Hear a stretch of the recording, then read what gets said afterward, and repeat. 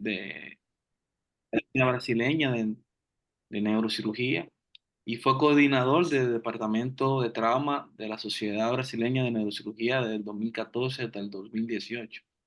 Así que tenemos a alguien con autoridad en toda Latinoamérica para hablarnos de un tema tan importante, de un tema que en mi país, por ejemplo, ah, diezma el presupuesto nacional y además de cegar la vida de los pacientes, también traumatiza la vida de muchas familias dominicanas.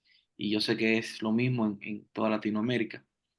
Así que Sadí, doctor Sadí, por favor. Ok, voy a compartir la pantalla.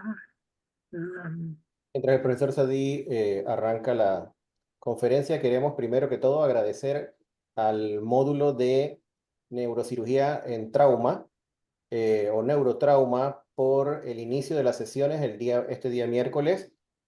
Como ya había adelantado el doctor Franly Vázquez, quien es nuestro moderador, para presentarlo formalmente, el doctor pertenece al Servicio de Neurocirugía del Hospital Salvador Gautier en Santo Domingo, República Dominicana.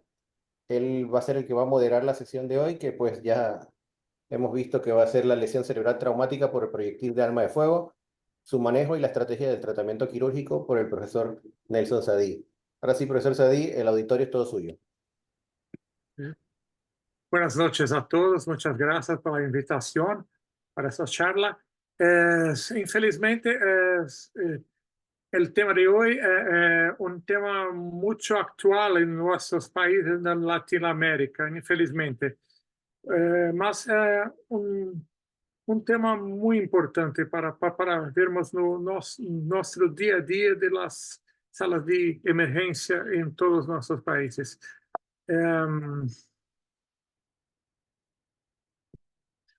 Estou representando acá a Santa Casa de São Paulo e sua Faculdade de Ciências Médicas, a Sociedade Brasileira de Neurocirurgia, a Organização Neurotrauma Brasil e a Academia Brasileira de Neurocirurgia.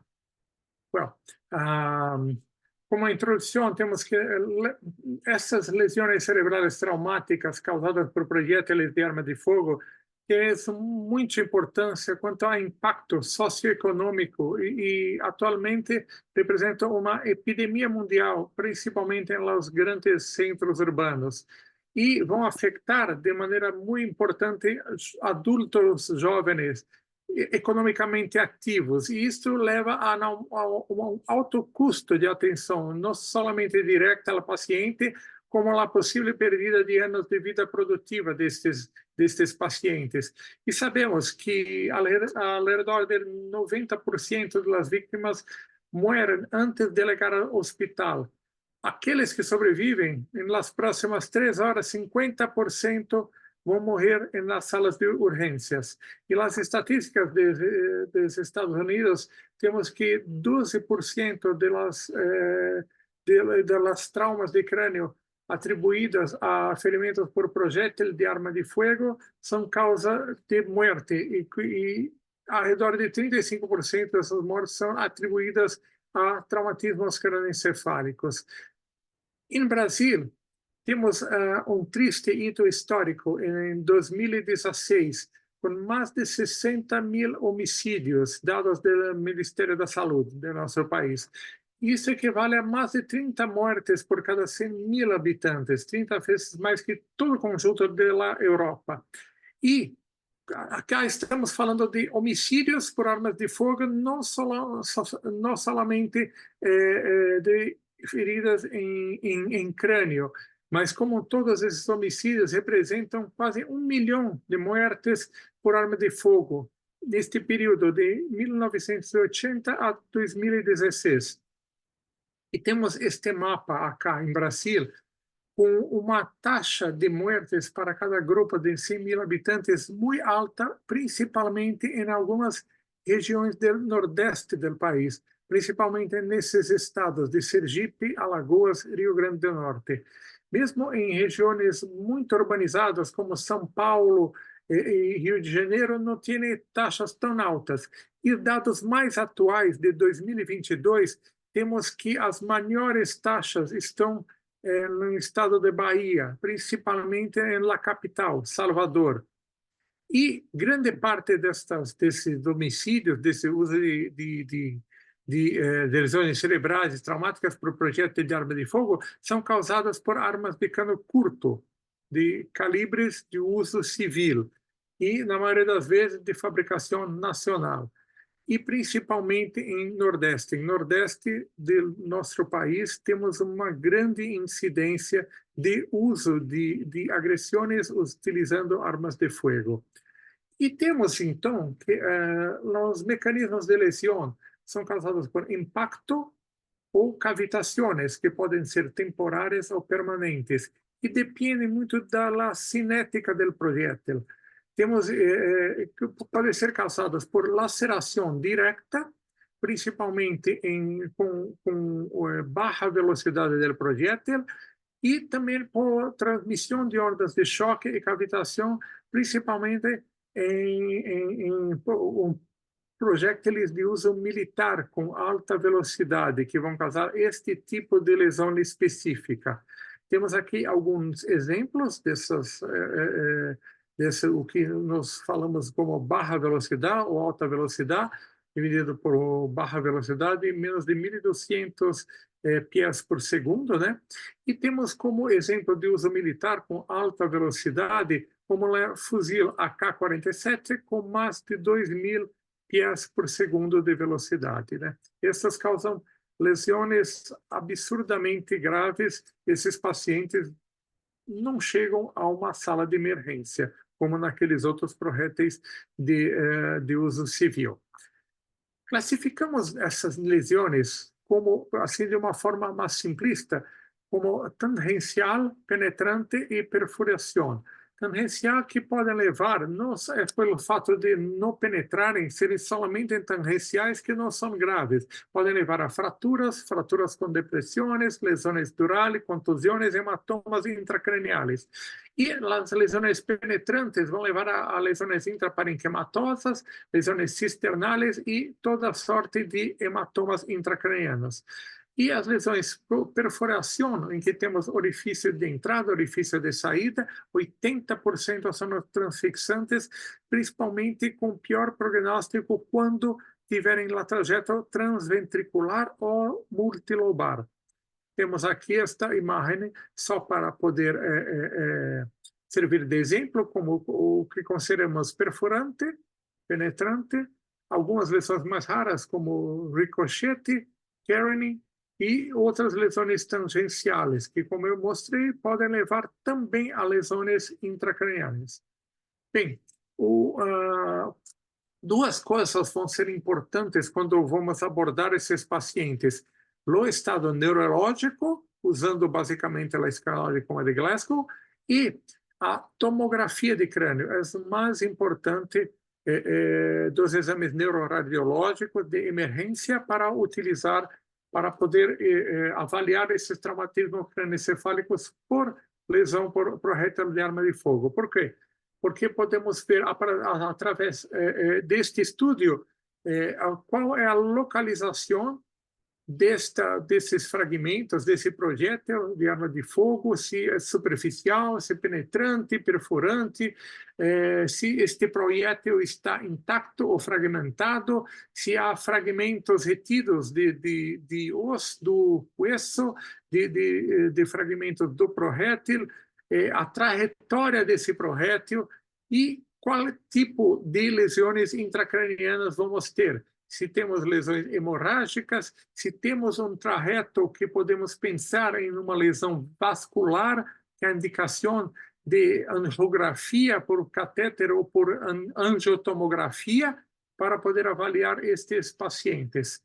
Então, aqui de nossa amostragem desses anos todos que cuidamos desse tipo de lesão, temos algumas imagens aqui, mostrando lesões perfurantes, lesões penetrantes, lesões como essa aqui, tangencial, e aquelas que cursam com lesões intracranianas, como hematomas subdurales, como eventualmente hematomas intraparenquimatosos, trajeto transventricular com hemorragia transventricular, o que piora o prognóstico, e também quando temos o trajeto em sinos aéreos, que pode levar a complicações infecciosas, fístulas licóricas, num segundo momento.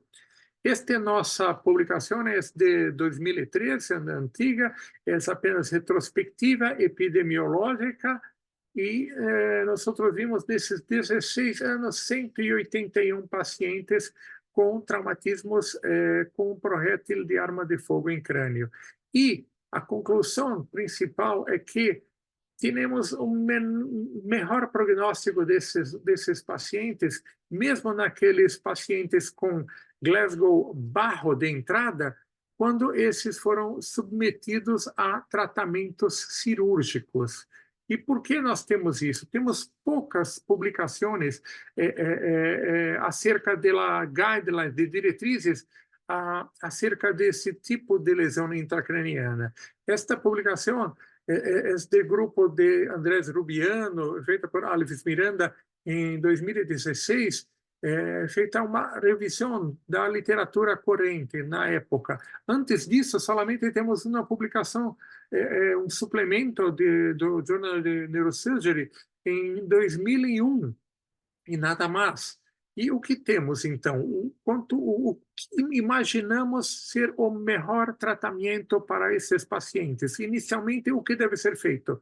Prima, uma reanimação agressiva e correção da coagulopatia, que ocorre sempre com esses pacientes. Deve-se ter em mente que temos que fazer um controle de hemorragias, lesões associadas, tratar a pique elevada, prevenir a fístula do líquor e evitar as complicações infecciosas, utilizando isto para debridamento de tecidos contaminados, macerados ou isquêmicos. E, em final, apenas que ter dentro do possível a preservação do tecido nervioso e restauração das estruturas anatômicas, esse lado hermético do defecto dural e do couro cabeludo, para prevenir principalmente as fístulas licóricas, grande complicação desse tipo de caso. Temos na literatura este trabalho antigo de 1990, feito por Graham, e a partir desse trabalho, desta publicação, começamos a pensar em um algoritmo de tratamento desse tipo de lesão. Quando temos uma lesão cerebral por projétil de arma de fogo, inicialmente na sala de emergência é feita uma reanimação usando o protocolo ATLS. Após isto, apenas após quando houver estabilização de sinais vitais, nós procedemos a exame neurológico. Este exame neurológico vamos pontuar utilizando a escala de coma de Glasgow e juntar a isto a exame de tomografia a partir dos achados neurológicos pela escala de coma de Glasgow e pelos achados tomográficos. Teremos este algoritmo, foi proposto em 1990. Glasgow 3-5, se houver um hematoma epidurale, partimos para a craniotomia. 6-8 de Glasgow, se houver lesões transventriculares multilobares em hemisfério dominante, utilizamos uma escolha apenas para um debridamento de elementos de entrada, as heridas de entrada e de saída, e de restante de 9 a 15 de exame de coma de Glasgow, partimos para uma craniotomia e tratamento de todas as lesões que podem ocorrer. Lembrar sempre dos fatores de pronóstico. Quais seriam? Alguns deles estão aqui, como afectação de múltiplos lóbulos, herida transfixiante, trajetória transventricular e projétil que atravessa a localização de diencéfalo ou tronco encefálico, chamada zona fatalis. Esses pacientes não conseguem chegar a uma sala de emergência para qualquer tipo de tratamento.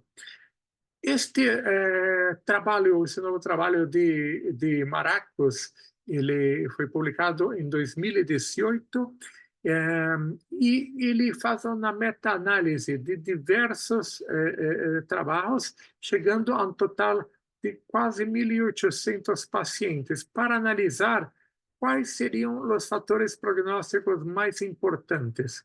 Então, temos primeiro que a causa mais comum de morte relacionada com TCE, além dos acidentes, acaba sendo a lesão cerebral traumática por projétil de arma de fogo, uma alta mortalidade.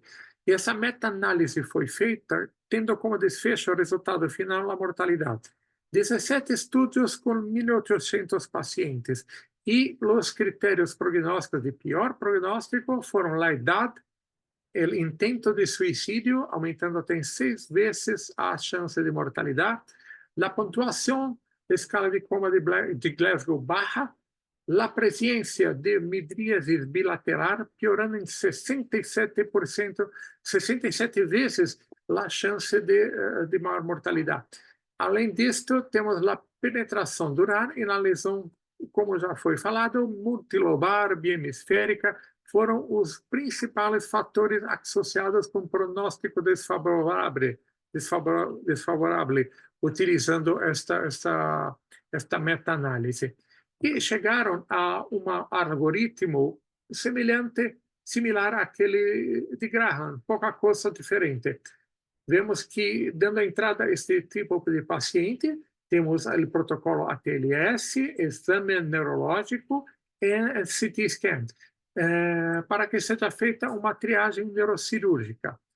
Dali, temos 9 a 15 pontos na escala de coma de Glasgow. Normalmente, tratamento neurológico agressivo, considerando-se a monitório de pique, terapia hiperosmolar, todos os steps para tratamento de hipertensão intracraniana.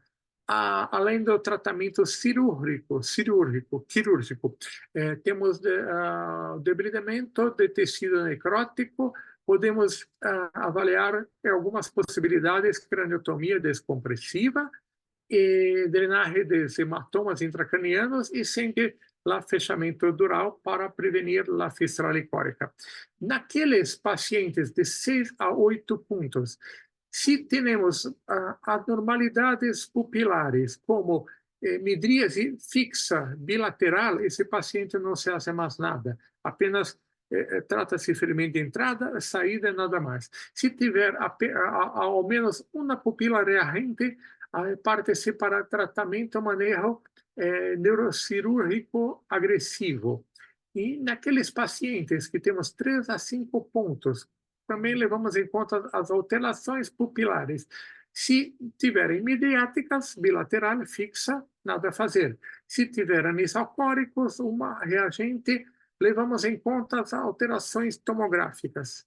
Biemisférico, transventricular, por esse algoritmo, nada mais a fazer. Caso contrário, parte-se por tratamento neuroquirúrgico agressivo. Isto, o que vou mostrar agora, é como fazemos o manejo, o tratamento em nosso serviço da Santa Casa de São Paulo. Se temos escala de coma de Glasgow maior que 5, com ou sem hematoma intracraniano, sempre procedemos a craniotomia e drenagem de hematoma. Além de debridamento do tecido necrótico, hemostásia, eliminação de fragmentos ósseos e metálicos dentro do que é possível e duroplastia. Caso tenhamos apenas escala de coma de Glasgow com 3 pontos, porém reflexo do tronco presentes, ou escala de coma de Glasgow 4 a 5 com hematoma epidural, procedemos a craniotomia e tratamento quirúrgico de todas as lesões e duroplastia também.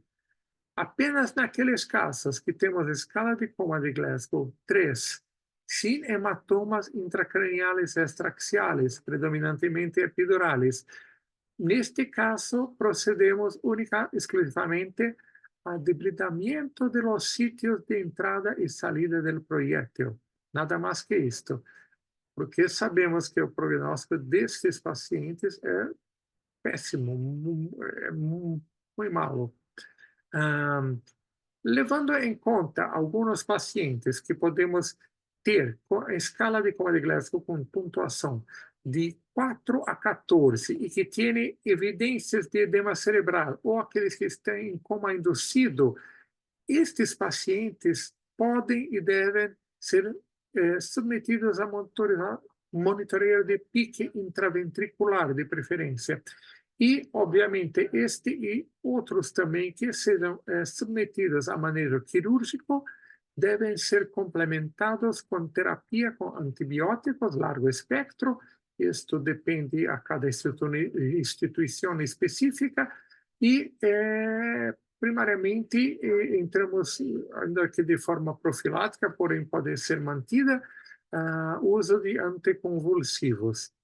Quando temos a presença de fístula licórica, podemos proceder somente à drenagem lombar, dependendo do trajeto desse ferimento por projétil de arma de fogo, se há uma entrada junto ao globo ocular, não há uma saída visível para fazer uma reparação quirúrgica direta, podemos pensar numa drenagem lombar. Em outros casos em que, eventualmente, você consegue visualizar uma área de lesão por onde está ocorrendo esta fístula licórica, procedemos à reparação quirúrgica direta.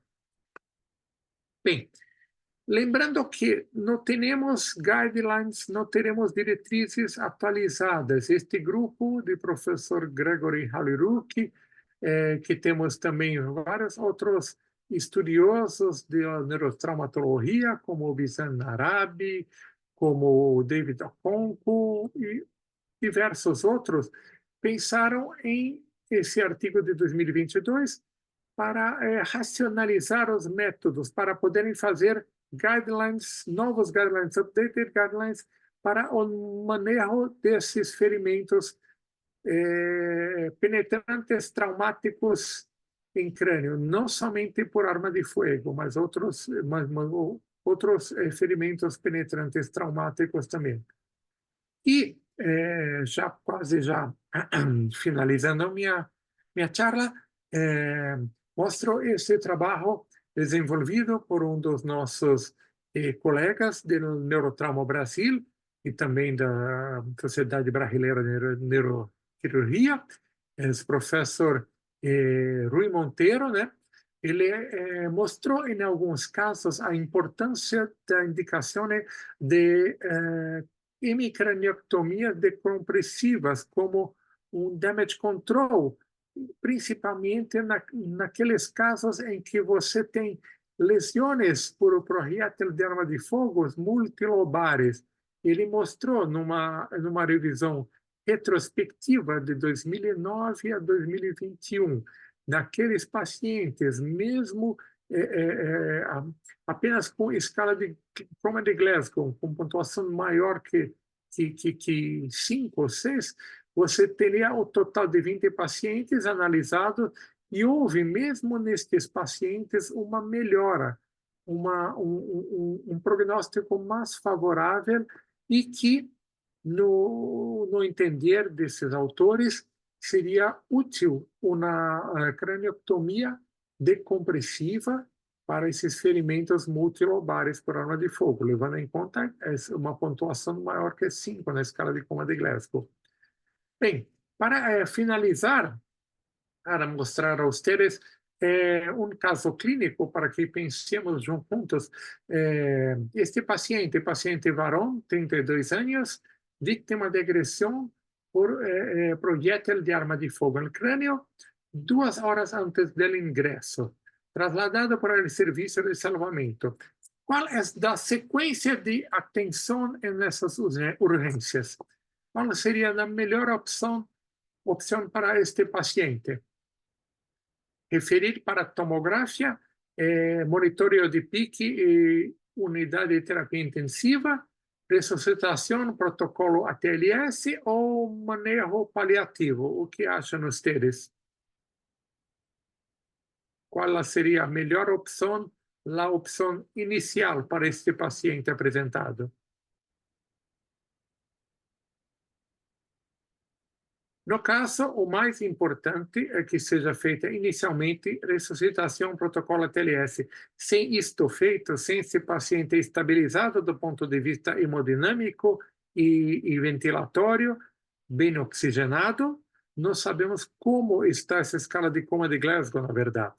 Só depois deste primeiro momento é que pensaremos em outro tipo de tratamento específico. Bem, tras a valoração inicial, seguindo o protocolo ATLS, o paciente apresentou exame neurológico com uma pontuação de 10 na escala de coma de Glasgow.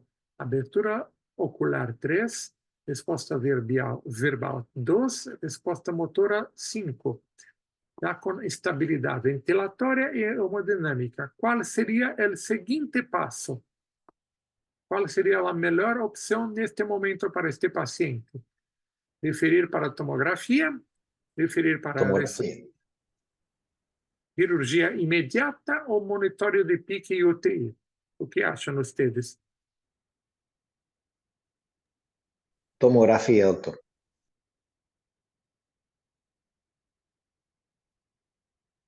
Precisamos, para concluir, saber exatamente que lesões associadas podemos ter, qual é o trajetório do projétil, como podemos pensar num tratamento específico para este paciente neste primeiro momento. Então, temos a tomografia de crânio realizada a continuação. Que tipo de lesão encontra-se e que conduta se deve adotar neste caso?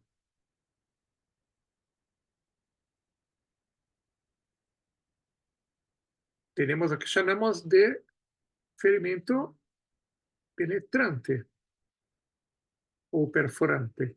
Temos o orifício de entrada, saída, hematoma subdural junto à fissura interhemisférica, hemorragia subaracnoide traumática, vários fragmentos de hueso e de fragmentos de projétil de arma de fogo.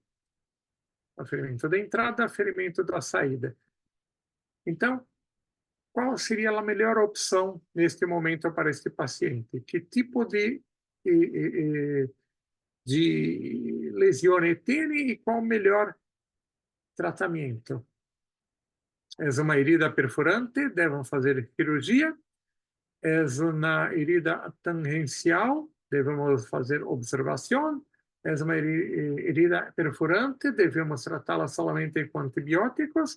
Ou é uma herida penetrante e devemos fazer uma limpeza local? Como nós já demonstrado, temos herida perfurante e cirurgia. Há ferimento de entrada, há ferimento de saída, há lesão de mais de um lobo, atravessou a linha mediana, porém este paciente tem pontuação de 10 na escala de coma de Glasgow. Qualquer destes algoritmos apresentados mostram que o melhor tratamento para este caso é cirurgia. Cirurgia com o intuito de fazer limpeza cirúrgica, drenar possíveis hematomas intracranianos, fazer um fechamento hermético da ferida. Temos aqui, então, feita uma incisão bicoronariana, mostrando fraturas com disjunção da sutura coronariana, esta fratura, e ferimentos de entrada e saída com lesão duralis e saída de massa encefálica. Realizada a limpeza cirúrgica, retirada dentro do possível fragmentos metálicos, fragmentos de osso e realizada a duroplastia, utilizando a galha aponeurótica. E fechamos. Este paciente, como vem, evoluiu muito bem, apesar desse tipo de lesão. Por isso, não deve se levar em conta apenas um ou dois critérios prognósticos para este tipo de paciente, mas sim a somatória de todos essa avaliação inicial para saber o melhor tratamento e que prognóstico este paciente, na verdade, tem. Esse paciente ficou, obviamente, no 100%, apenas com pequeno déficit cognitivo pela lesão que ela foi causada, mas sem nenhum déficit localizatório, retornou às suas atividades. Como vem, como sempre, no traumatismo craniano, sempre um paciente jovem e normalmente sexo masculino. Uma última imagem para mostrar. Este é um ninho de 3 anos de idade, vítima também de ferimento por projétil de arma de fogo. Porém, além do projétil de arma de fogo, vemos toda esta zona hipodensa, praticamente todo o hemisfério. Na verdade, temos todo o trajeto de artéria cerebral média. Ocorreu, neste caso, uma injúria vascular por uma lesão vascular de artéria cerebral média, levando a uma isquemia, quase todo o hemisfério, todo irrigação da artéria cerebral média. E neste caso específico, propomos como manejo quirúrgico, tratamento, a craniotomia decompressiva, com feita uma duroplastia de expansão com a galha aponeurótica, para que num segundo momento, havendo uma melhora deste tecido tome efeito, deste inchaço, dessa hipertensão intracraniana, para que, num segundo momento, fosse retornado este hueso de volta para o paciente. Basicamente, em linhas gerais, o que eu tinha para mostrar a vocês. Gracias, obrigado por la atención. Gracias a usted, doctor. Vamos tirar a tela. Muchísimas gracias, doctor Sadí, por acompañarnos y por darnos una presentación sin desperdicio ninguno. Yo tuve el privilegio de formarme con el doctor Andrés Rubiano y él me llamó minutos antes de la conferencia enviando sus saludos a todos aquí y me adelantó que ya la guía de la Brain Trauma Foundation para el manejo de lesiones cerebrales traumáticas por arma de fuegos ya está próxima a salir a finales de año, ya está próxima a salir. Y esa guía trae cosas interesantes, además de todo lo que usted ha expuesto. Nos trae que, por ejemplo, los estudios angiográficos que solamente estaban recomendados, especialmente en lesiones con orificio de entradas en el terium, ya van a ser recomendados por la guía en todas las heridas por arma de fuego, no importa dónde sea su orificio de entrada, porque como usted mostró allí, hay zonas donde puede entrar la bala y por los distintos mecanismos de daño puede generar una lesión vascular. Y además de esto, ya no se están recomendando antibióticos porque las evidencias científicas demuestran que hay posibilidades grandes de infecciones con o sin antibióticos. Y claro, hay fenómenos que aumentan esa incidencia, como la persistencia de objetos extraños, metálicos o fragmentos óseos intracraneales, o la hospitalización prolongada, o que sea orificio de entrada que pasa por la cavidad oral.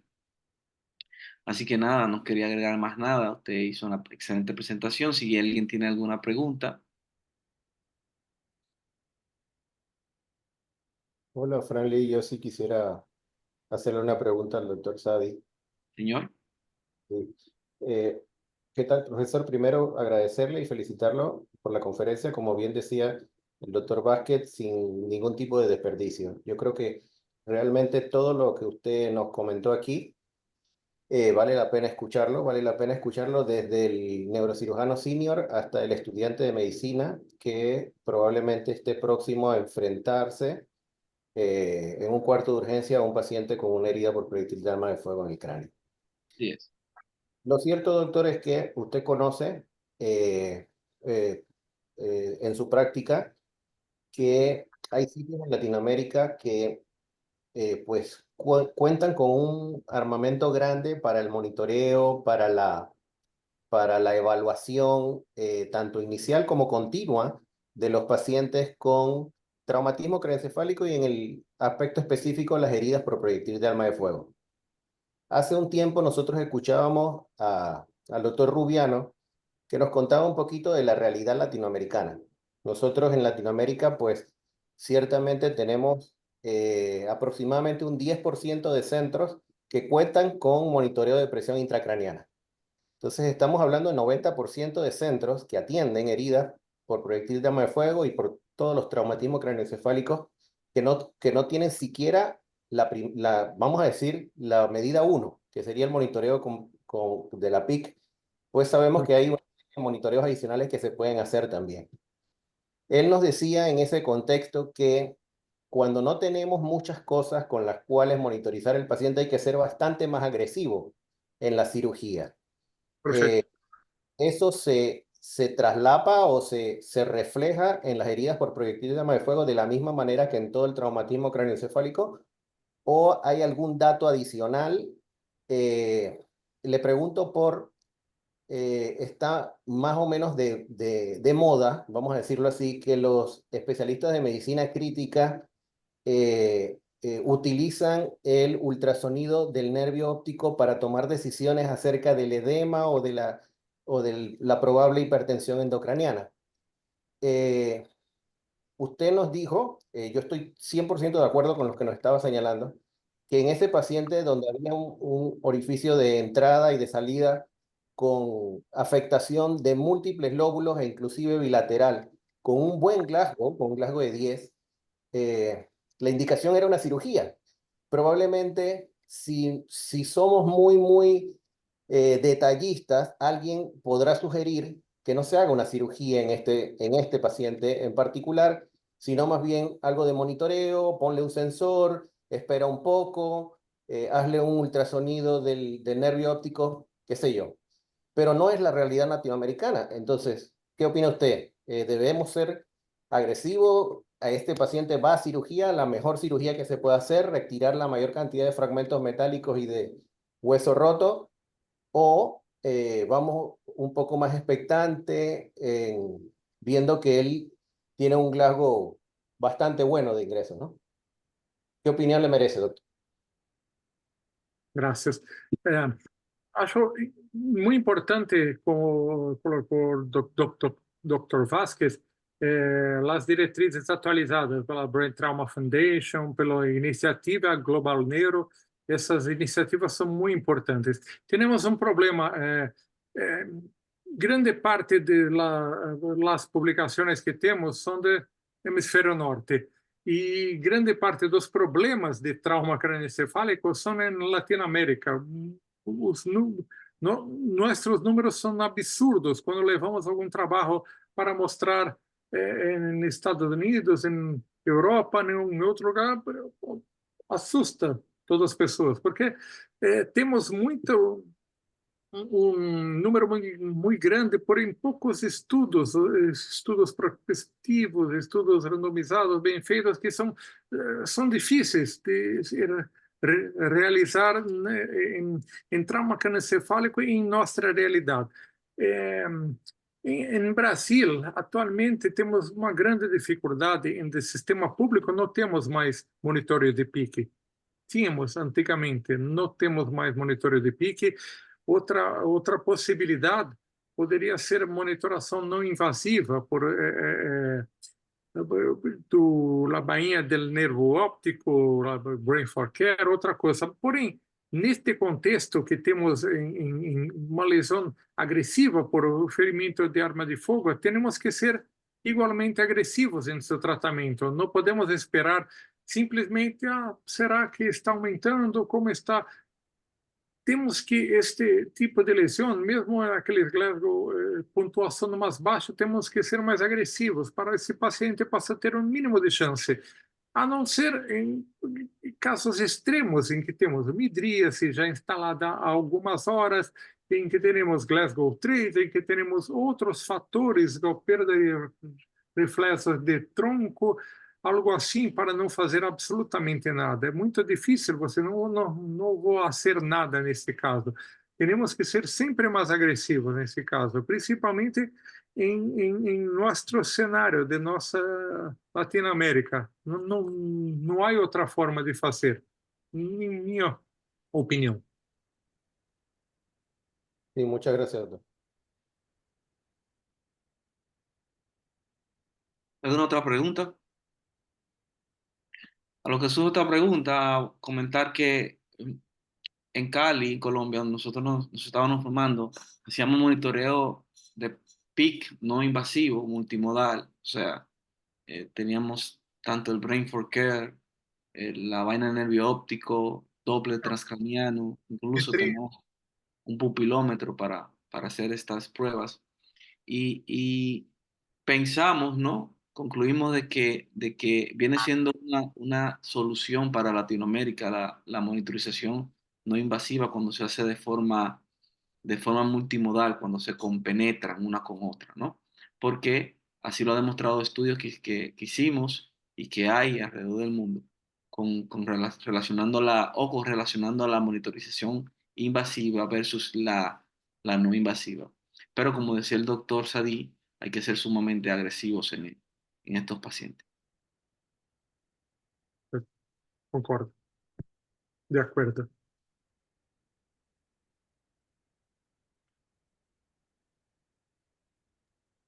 ¿Alguna otra pregunta?